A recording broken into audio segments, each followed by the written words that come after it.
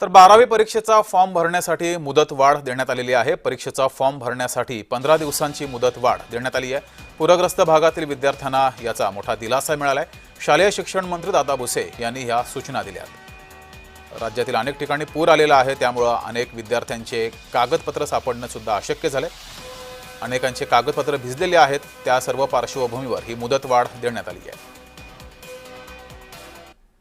की 12वीचे फॉर्म भरण्याची उद्याची शेवटची मुदत होती आणि तिथल्या विद्यार्थ्यांनी पालकांनी त्यांना विनंती केली की ही मुदत वाढवा।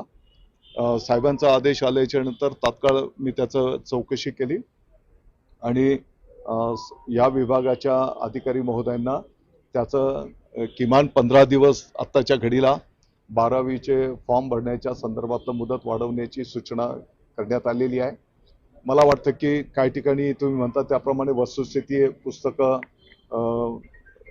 वाहून गेले, दप्तर वाहून गेलेलं आहे आणि मग अशा ठिकाणी पर्यायी व्यवस्था शासनाच्या वतीने त्या ठिकाणी केली जाईल।